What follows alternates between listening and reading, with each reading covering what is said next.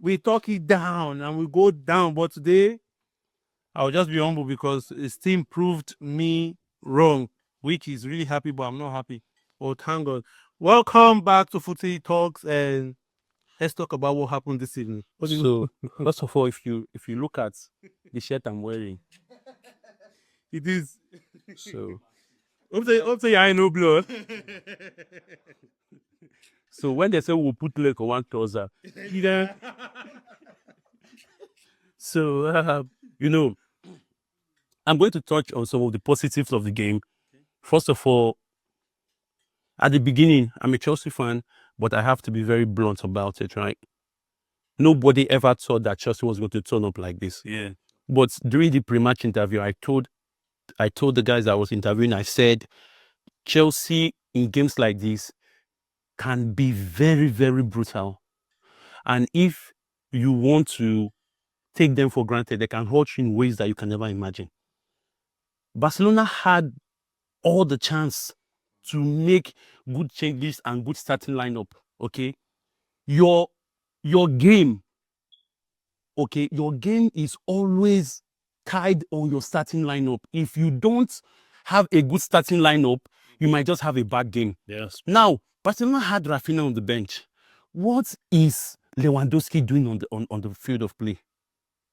Even What Ferran is Torres. Ferran Torres? Ferran Torres is a good player. I will not take that away from him. But in games like this, you should know that there's a bad blood between Chelsea and Barcelona.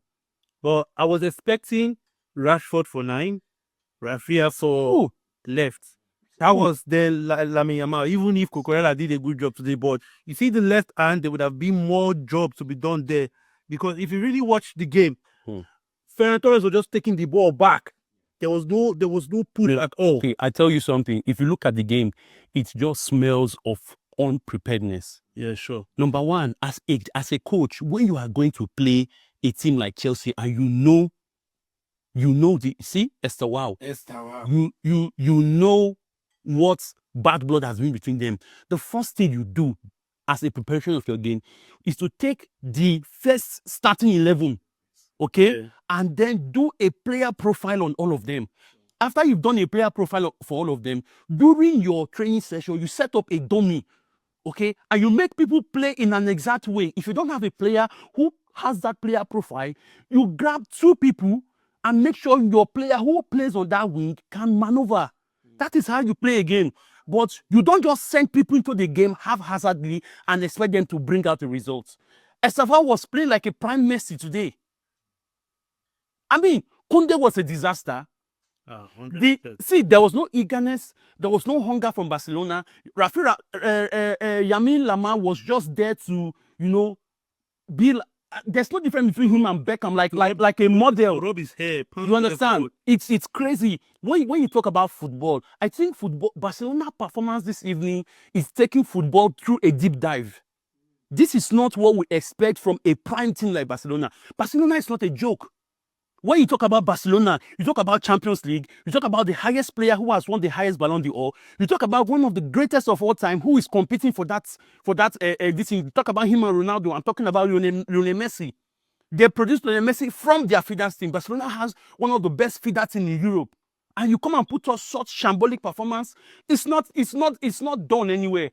So I think Chelsea wasn't that great. I'm a Chelsea fan, but I'll tell you, Chelsea wasn't that great. The only thing was Barcelona was so terrible that they make Chelsea look good. Wow.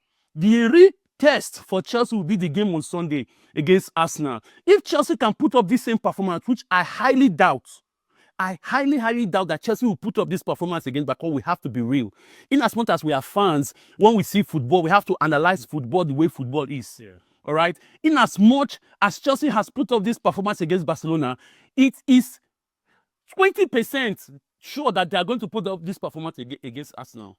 The only thing that will make that game interesting is that game is a derby game. It's a London derby.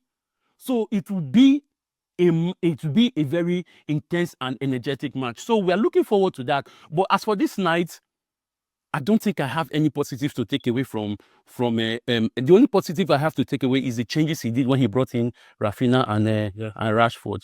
That's it. So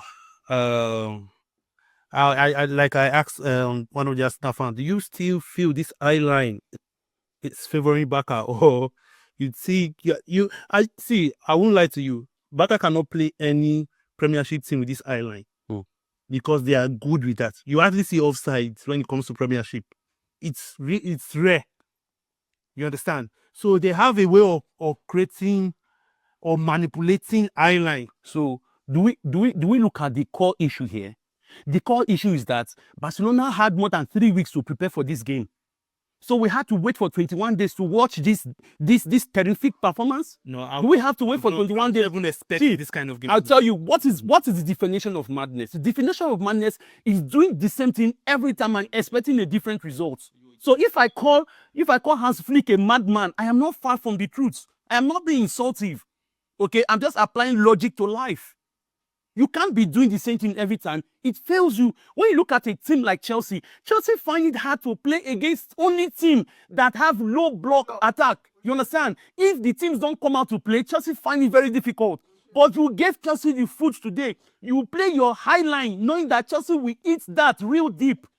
See the goal of what's his name? Delap. Yeah. They more than 300 microseconds. Him and Enzo Fernandez will just, hi. Same line. It's a disgrace. Okay, Barcelona need to go back to the drawing board. Number one, they have squad depth. Number two, they have the players that can really do it. I think Hans Flick is just being partial with his starting lineup. Rafinha is being treated unfairly. Rafinha deserves games. Rafinha deserves playing time. With playing time, Rafinha will do.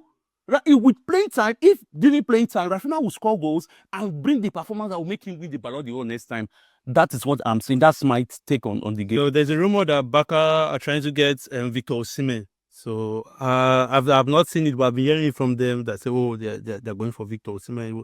So do you feel Victor Osimhen will change this correct Barca score? They need to let some player like me. I'll be sincere with you. That Barca's defense, apart from the island, there's no creativity there. Nothing. There's nothing to write home about. I was supporting Barca today, but when I look at their defense, oh my God, my IFS blow. But we'll give all glory to God. So do you think Victor Osimhen will change this, just the attack, or will change the whole team? So let's be very sincere with ourselves. Osimhen will change any team he comes into today. We shouldn't take that away from that. Osimhen is a madman when it comes to playing football. Okay, he improves your team, he improves your attack. Only him, even as a lone striker, Osimhen is a wolf. Okay, he can destroy whatever defense you leave him in. So coming into this Barca team, I think he's going to do well and improve them. But the thing is, how will he be played? Number one, Barca has so many players that they cannot even register a player if they buy them now. Do you know how many players are not playing for Barca today because they can't register them? They have issues with even registering Rashford. The reason why Barca was not too active in the last window is because of this registration issue. So bringing Osimhen, are you bringing him to loan him out, or are you bringing him to say you're not going to register some other players, or you're going to deregister some players and put it? So that is a ripple effect we have to wrap ourselves around. That's true. That's true. So is there any more thing you have to say? Is there anything more you have to say about today, or should just call it a night? Because I won't lie to you, I am not in the mood to ask more questions, because the more I hear the truth about this game, the more it gets to me. But I'll be sincere with you. I hope I don't interview anybody. There's somebody I don't want to interview, and I hope I don't interview. So for me, I have nothing more to say. Thank you so much. The game speaks for itself. I mean, visible to the blind and audible to the deaf, that Barcelona was a very, very mediocre team today. That's all I have to say. Thank you for joining us this evening.